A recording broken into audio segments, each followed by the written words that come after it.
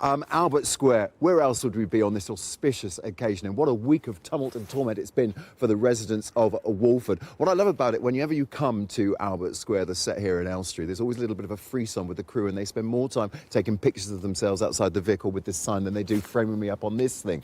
But taking myself out of the yarn, there's plenty to look forward to this week. We've got a sneak peek now of Thursday's episode with Callum in chains and Caught in the Crossfire with Ben and Keanu. Phil ain't gonna stop coming for you. And after this, Ben ain't either.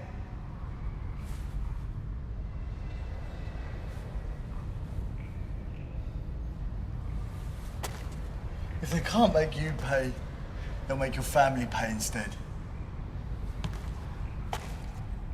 You need to stop this before it's too late. And here are the boys, of course, very much the stars of our show this week. Living proof that anyone can fall in love here in Walford. Absolutely. Lovely to meet you, Max. Always good to see you, sir. See you. And you, Tony. Lovely. Ben and Callum, of course, need no introduction. And what a week it's been so far. And it's only Tuesday. No titters, though, is there? No. Not carnage. Monday, of course, last night we saw the Queen Vic party boat. Founder. Sinking on the Thames. We know there's a body bag on the bank of old Father Time. We know that one much-loved character will bow out in Friday's episode. And in the meantime, all the Walford dynasties get a chance to shine. You lads, as we saw there on Thursday, that's quite your moment. You're ramping it up, sir. Yes, yeah, the stakes are rising, definitely, aren't they? Yeah, so Thursday is kind of the Mitchell perspective of our week of the 35th.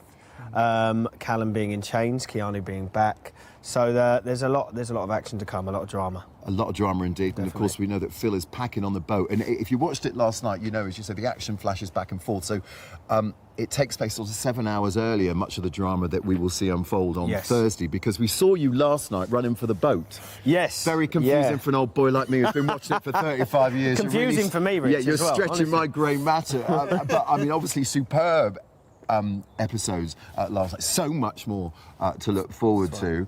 How are you coping, all bloodied up and in chains with Keanu? Yeah. He's so I mean, obviously Callum is he's in a bit of a situation at the moment, but you know, we'll have to wait and see how he sort of fares. He might make the boat. He might get out there. He might get himself out a little dinghy. He RSVP'd. Yeah, he did. Yeah, he's meant to be there. Obviously, because I've been around the block so many times around the block, I should be on bricks, mate, to be honest. I've seen practically every episode of this show, and I do know, having talked to the cast over the years, that when there is a big stunt like this, whether it be the Vic burning down, let it burn, or whether, of course, you're bobbing up and down on this gin palace on the Thames, it's fantastic getting all the cast together for nights like that, isn't it? It is, yeah, it is. And I think that these whole series of eps were filmed over the space of 6 weeks, and normally our blocks are kind of 2 weeks long. So we really put all the punching power into it, and there were late nights, but everybody was kind of involved. So it made the whole process brilliant.